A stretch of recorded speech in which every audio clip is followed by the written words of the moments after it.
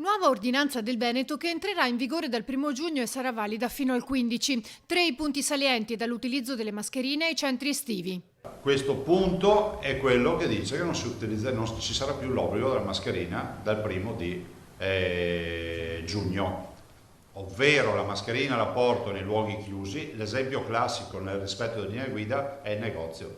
Tu entri in negozio e entri con la mascherina, entri al supermercato, entri con la mascherina. Oppure te la metti se c'è un assembramento, cioè che so, vai in un posto dove ci sono all'aperto più persone che so in coda all'ufficio postale, ti metti la mascherina perché è un assembramento, a meno che non ci sia il distanziamento sociale. Tutti noi cittadini quando andiamo in auto, o si sta in auto a distanza di 1 metro, quindi non si usa la mascherina, oppure si usa la mascherina e uno si siede dove vuole, a fianco al guidatore, dietro, davanti, dove vuole. C'è da dire che se nell'auto ci sono conviventi, mascherina non serve. Le strutture termali e centro benessere, quindi si risolve con questa ordinanza. Questa ordinanza ha come caposaldo la mascherina che non si usa più, i centri termali e i centri benessere che abbiamo risolto e quindi si possono aprire dal 1 di giugno.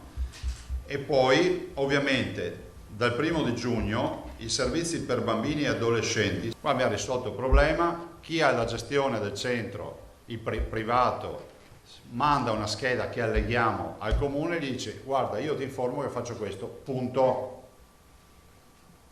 E per l'ULSS stessa roba, perché noi diciamo ti impegni ad applicare le linee guida, non serve che veniamo lì a fare la visita e a aumentare in scartoffie.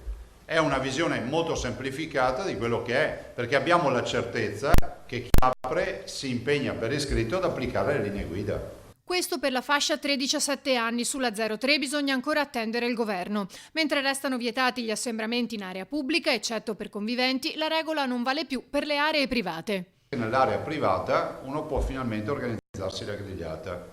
Ovviamente, se non sono conviventi, l'assembramento deve essere regolato dal fatto che ci sia un minimo di cura, di salvaguardia, insomma, cioè non è che uno può organizzare una festa e portarsi in mezzo paese perché è finito il lockdown. Novità anche sulle case di riposo.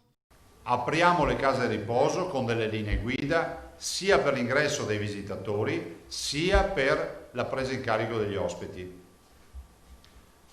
Ovviamente, qui lo devo ribadire e sottolineare, alle case di riposo che hanno gestione autonoma, noi diciamo: questa è l'ordinanza, puoi decidere da qui in giù, non in su. Zaia ha poi annunciato che i guanti non sono più obbligatori e vale anche nei negozi per clienti e operatori. E si torna a parlare di turismo. Cioè, voi dovete spiegarmi come possa il Veneto accettare che ci sia la Svizzera che considera gli italiani degli appestati. E questo è il dato di fatto. La Svizzera dal 6 giugno apre a tutti tranne che all'Italia. Che ci siano altre realtà come la Croazia che vanno ancora in questa direzione.